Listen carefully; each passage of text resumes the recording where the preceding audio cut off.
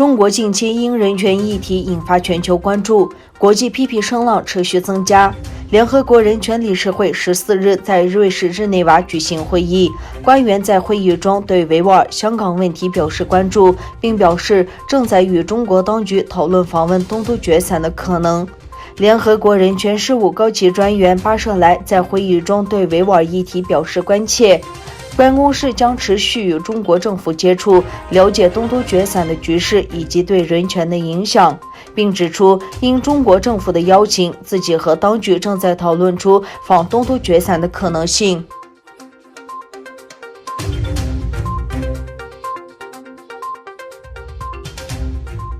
模特和活动人士周日聚集在纽约时装中心外，敦促品牌不要使用强迫维吾尔人在中国工厂生产的棉花。模特联盟的活动组织负责人沙拉奇夫对切希尔一家春季工作室说：“时装业直接受益于维吾尔族的强迫劳动，我们再也不能否认全球时尚供应链中强迫劳动的现实。”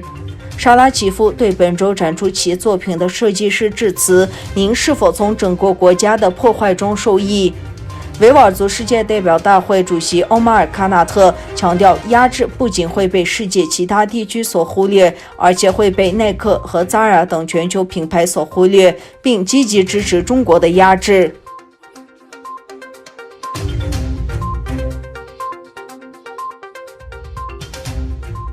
在德国首都柏林，维权人士抗议了中国政府对东突厥散、香港和香港的压迫政策。在德国总理默克尔、欧盟理事会主席米歇尔和欧盟委员会主席冯德莱恩与中国国家主席习近平举行视频会议之前，一群人聚集在柏林总理大楼前，组织了一场抗议游行。示威者指出，中国政府已在东突厥散、香港和西藏实施了压迫和残酷政策，要求释放维吾尔经济学家伊利哈木·托赫提。参加示威活动的德国绿党人权和人道主义援助政策发言人玛格丽特·鲍茨表示，中国的人权状况最近有所恶化，人权应成为中欧谈判中的优先问题。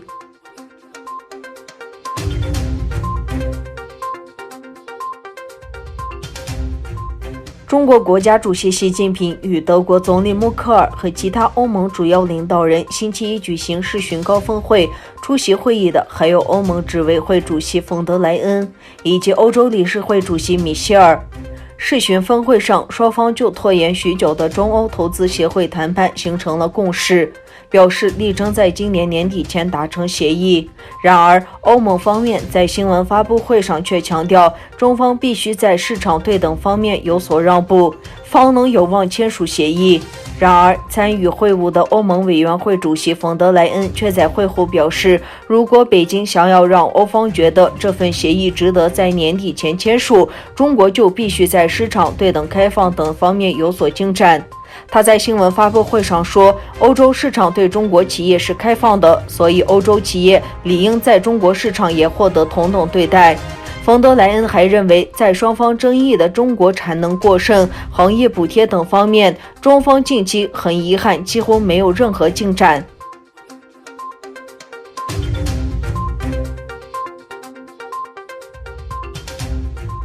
12名香港青年已潜逃台湾，遭中国海警载获，扣押在香港盐田看守所，至今3周未能与家属委托的律师会面。但港府最新说法却是不干预其他司法区执法行动。12名港人被扣留3周，深圳市公安局周日首次证实他们涉嫌偷越国家边境犯罪，正在被刑事拘留。事件引发美中两国骂战。美国国务院发言人欧塔格斯周六在推特上写道，合法的政府不需要把他们围挡起来，阻止他们的公民离开。香港12名民主活动人士被捕，就是香港人权现状进一步恶化的又一例证。广东地方当局应该确保合规的司法程序。对此，中国外交部发言人华春莹周日在推特上回应，这12人是因为在海上非法越界而被逮捕，他们并不是民主活动人士，而是企图将香港从中国分裂出去。